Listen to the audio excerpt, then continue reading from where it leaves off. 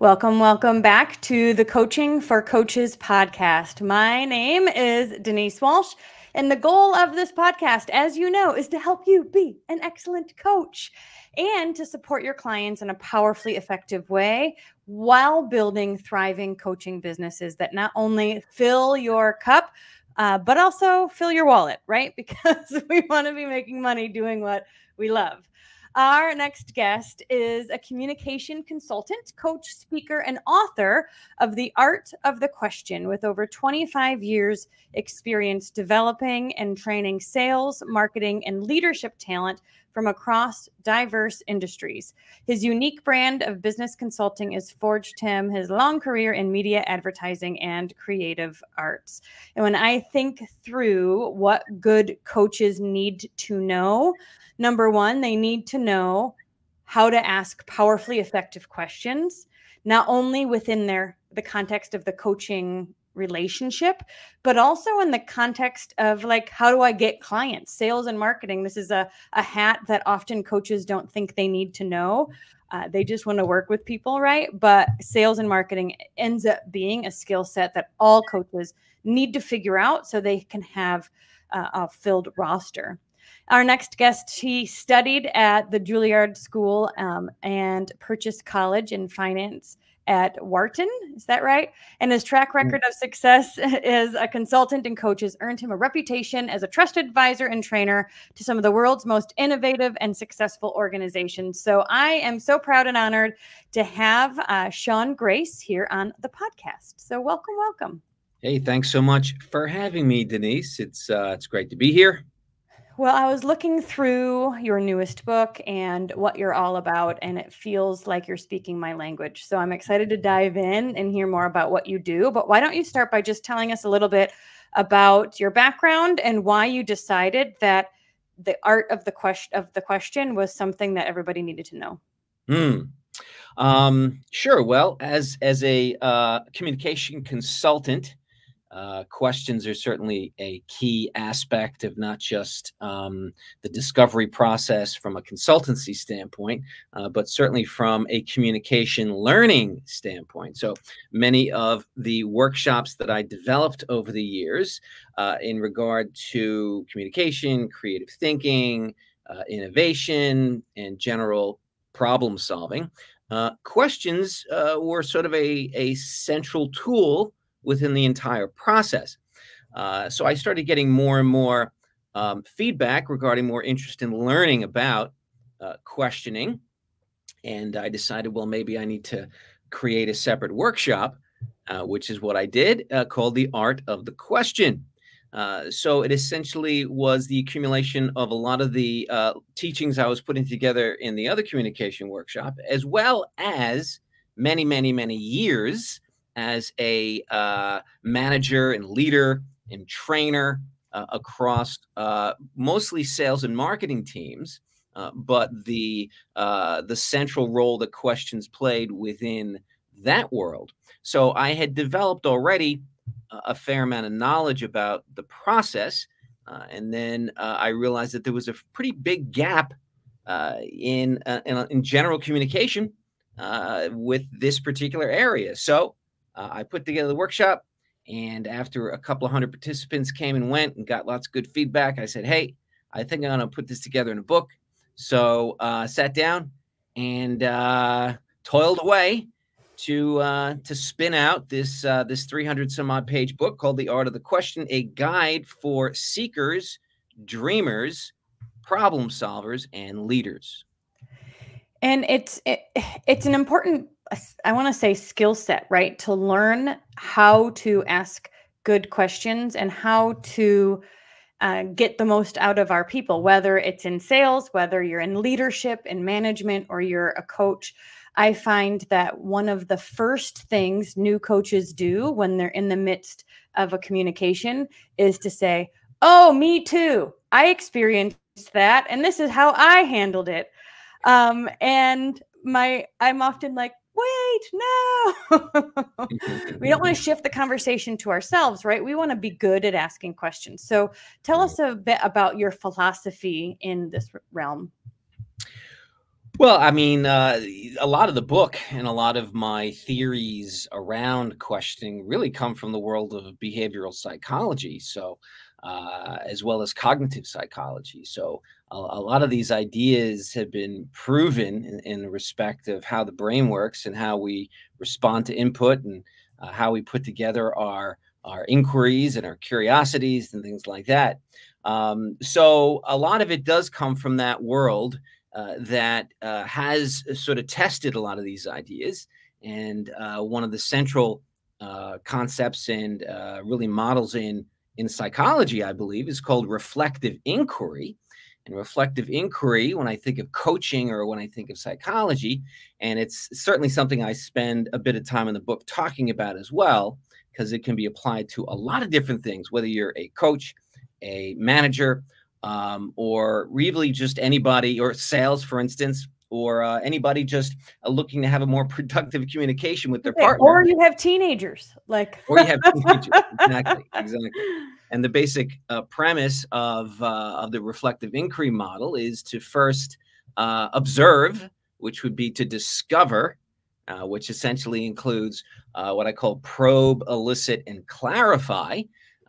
So this is sort of to get a nice, clear understanding of what's being presented or the idea or the problem being presented. So if I'm a coach, as an example, and one of my coachees, has a set of issues that they're working through, instead of saying, hey, I can relate to that. I went through that and this is how I dealt with it, right? As you alluded to, reflective inquiry would require simply just listening carefully, asking questions that are very open-ended in order to really understand where the person is currently and their perspective of it. Clarification questions would come out of that just to make sure that you're understanding what's being said, and that you both see the situation as this person is presenting it. The second stage would be the challenge phase, which is where then you use a set of questions to push back a little bit on, for instance, perspective. I sort of take some of these ideas from Aristotle. He believed there are four directions of inquiry. One is origin, the other one is evidence, the other one's perspective, and the final one is consequence. So you can extract from that and put that into the same model in your challenge phase, where you're going to say, okay, well, from what I understand, what you just told me, is this about how you see it? Reflect back, for instance. Do you think there's a possibility you could have misinterpreted this situation? So then you start using these questions in order to get different perspectives out of the person. This is where you can use hypotheticals and simulations. You can use alternate choice questions. You can use binary choice questions like, well, if you had a choice between this or that, which would you prefer? Or, unitary choice questions would be, if there's one thing you could change right now, what would it be?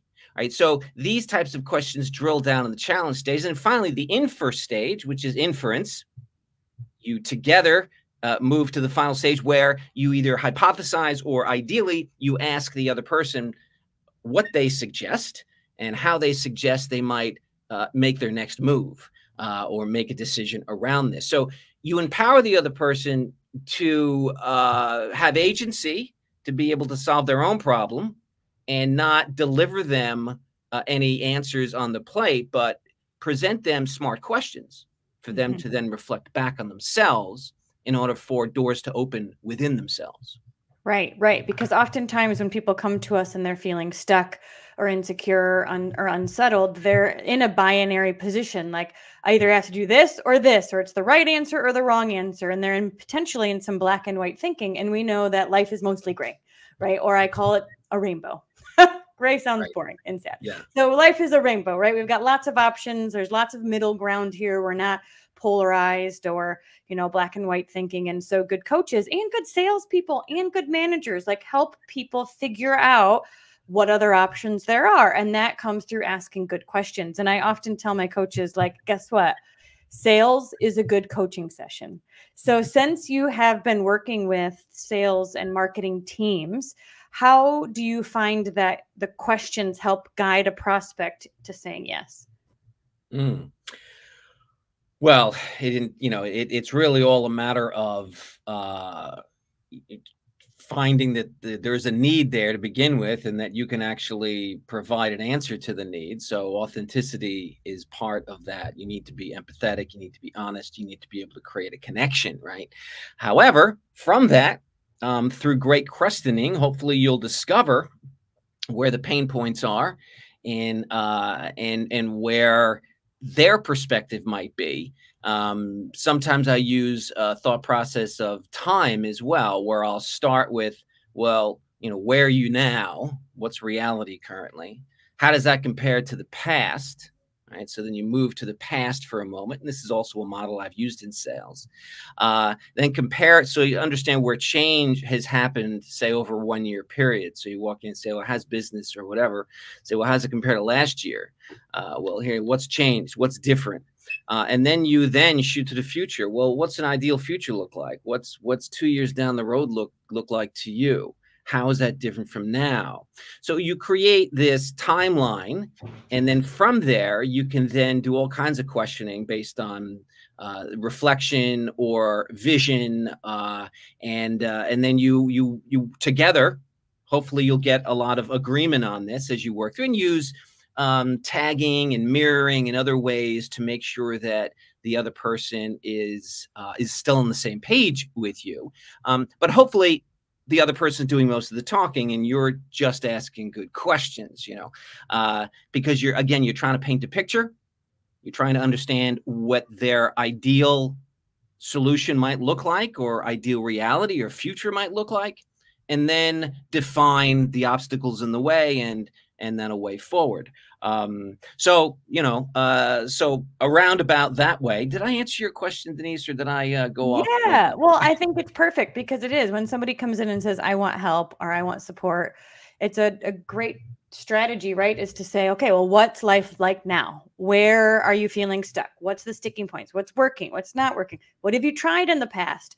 Have you already, come so far, right? You've already done some of these things on your own, and now you're looking to streamline your results through getting coaching or adding support in a new way. And so that reality check is a really important piece of, I think, the coaching and the sales process, to say, look, if it were easy, you already would have done it. If you could do it on your own, you already would have. But I love the idea of not being the expert in the sales call either, just like in the coaching session, right? The client is the expert. So then you get to say, what would life look like in 2 years if you hit all your goals? What would life look like if your business was thriving and you were able to work from home? What would that really mean to you? And grow that desired outcome. And then we can say, if it's true, right?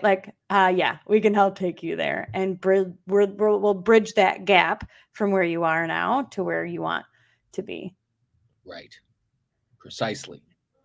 So, and the types of questions we ask are important too, like why versus how questions, are a powerful distinction. Why questions are great and very necessary to understand root cause effects and things like that.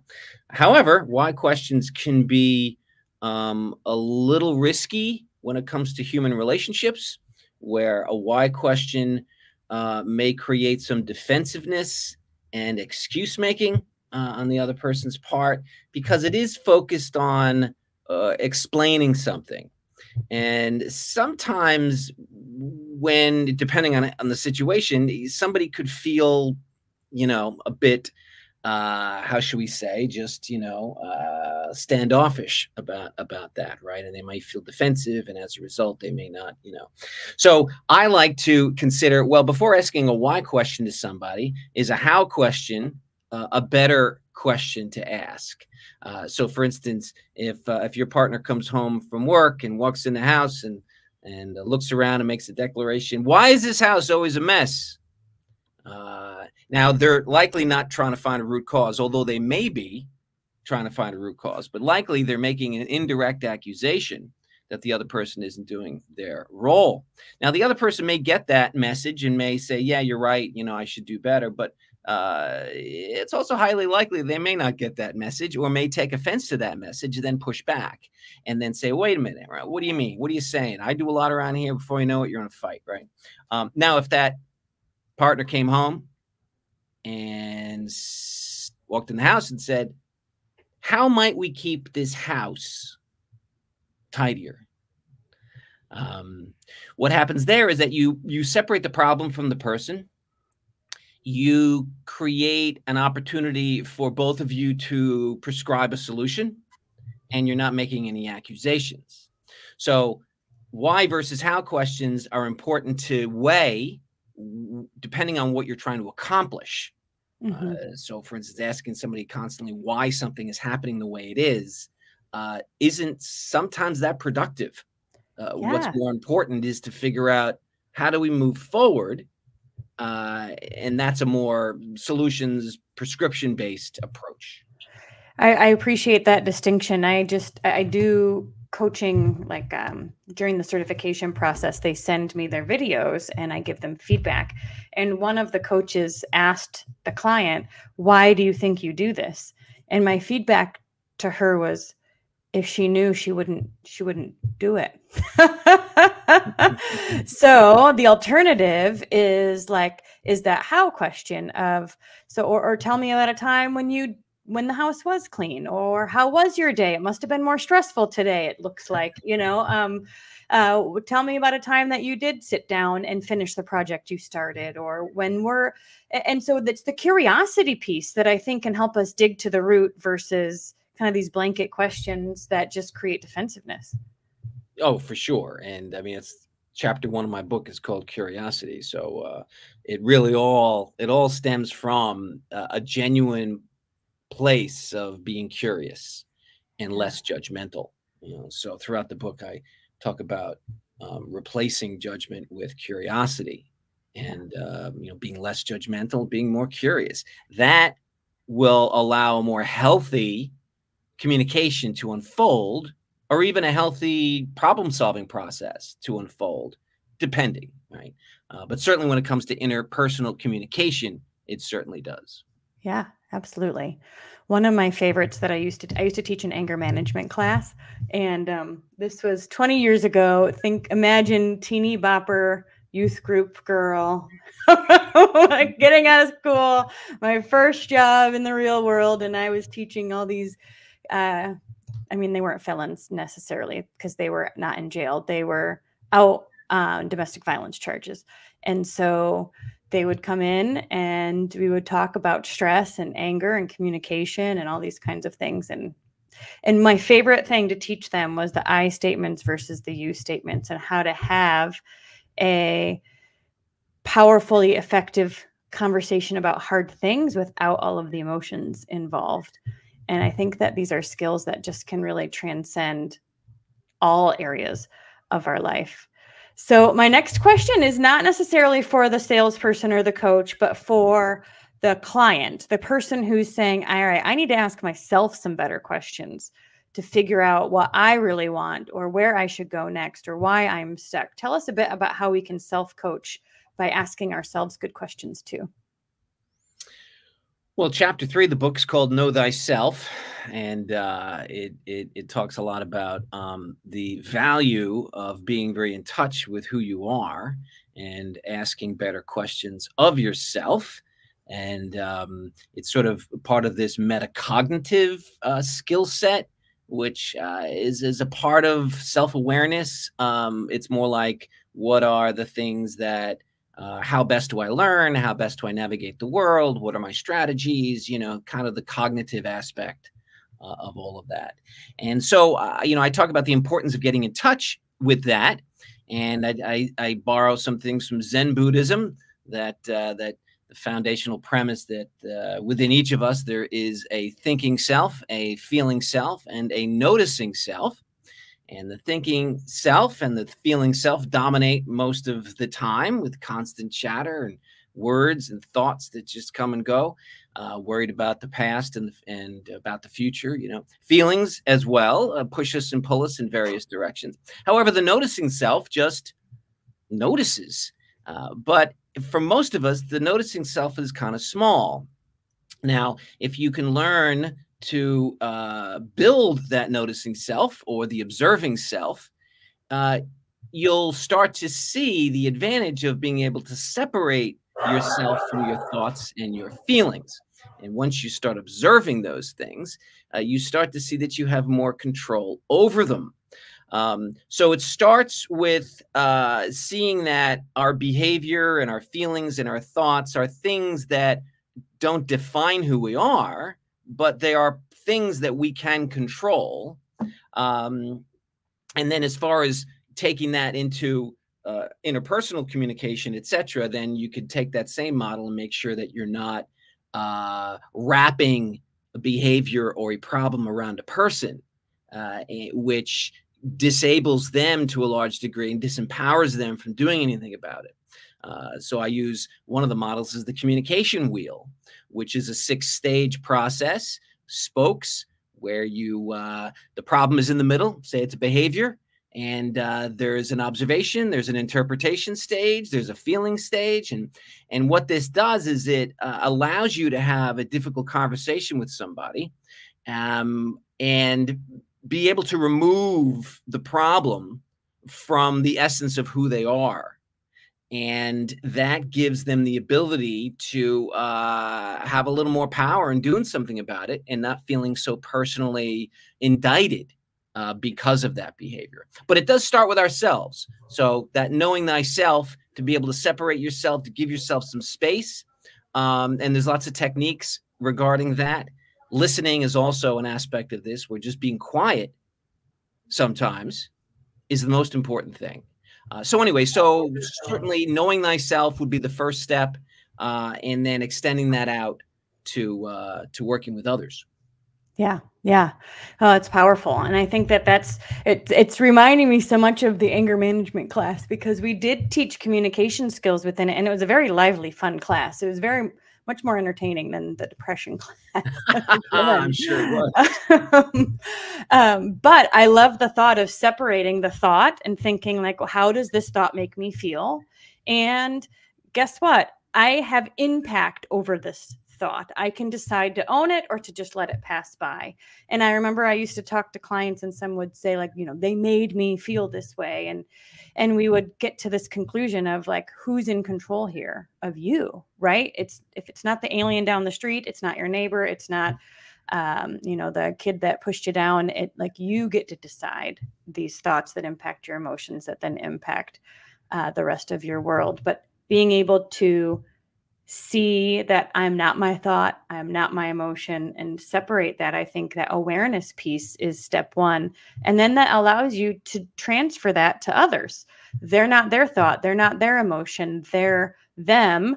And maybe they're having a bad day, or maybe, like it just allows you to be a bit more empathetic, I think, to most people in situations. And to ourselves as well. Yeah. In other words, if I can observe my thought, that means I am not that thought. Yeah. And if I can observe that feeling, that means I'm not that feeling. It is a feeling and it is a thought. But this kind of hack, this mental hack to create that separation is just enough to be able to give you a healthier perspective on how to manage some of these things. Right. Right. And it is something that you have to learn. I think oftentimes we don't learn it until we do. But once we do, it changes everything. I have lesson in my 12-week program all about thought traps. And when I created it, I thought everyone knows this already. And little did I know, it's probably the favorite week, because they're like, oh, that's what I'm doing when I'm in this spiral. And when I'm, my emotions follow and things like that. So I do appreciate the awareness that then allows you to make choices about yourself, what you're thinking, but then how you interact with others. Right. So how can those listening, whether you want to be a better mom, a better coach, a better salesperson, I think we all need these skills. These are probably skills that I will secretly teach my children, because that one is what's going to make them thrive better in their life as well. How can we get the art of the question? Where is it at? Yeah, well, currently it is available exclusively on Amazon for now, but there may be. I have some things there. So yeah, so right now it's Amazon.com, and it may be available Barnes and Noble at some point soon, but right now it's Amazon.com. Awesome. The Art of the Question by Sean Grace. There is another similar title that came out years ago. Has nothing to do with this, but just so you don't get confused, it's The Red Cover. The Red Cover, yes. Red Cover. I will put the link to The Art of the Question, a guide for seekers, dreamers, problem solvers, and leaders in the description box, so you guys can all grab your copy, because I think this is a foundational relationship tool that we all need, and it will help us be better at our jobs. For sure. Anything that you want to add before we end today? I don't think so. But certainly, you know, the art of the question is certainly central to the role of coaches. So Yeah. If your audience are primarily coaches developing their skill set, boy, the art of the question goes a long way in being an effective coach. Yeah. Yeah, that's I find most of my people, they just, one of their imposter syndromes is like, what if I don't know what to say? And so, you know, we often talk through like, well, you're not the expert. You don't need to have like wise old hat with a magic wand. Like, your job is to create the space for them to figure out their own answers. And so these questions are a powerful piece of that. Okay, guy, I want to end with one final question. And this just is about you as a business owner and an author and speaker and all the things that you do. We know that we cannot pour from an empty cup.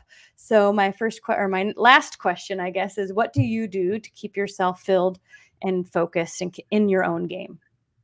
Ooh. Well, thankfully, I love what I do, and I work with a big variety of clientele. So I'm always being challenged with new things, and that's important for me. And music is very much a big part of my life as well. So I'm always involved with musical projects, some minor and some not so minor, that keep me constantly involved with other creative people and constantly producing on a creative level. So those things, you know, fill my cup pretty full on a regular basis, and you know, that's what keeps me going. I love it. Create versus consume, my friends. All right, but let's grab the art of the question and use this as our guide to support us in being better moms, leaders, teachers, salespeople, and coaches. Thank you so much, Sean, for sharing your wisdom and experience with us today. We'll put all the links in the show notes, and we'll see you guys next week. Thanks, Denise.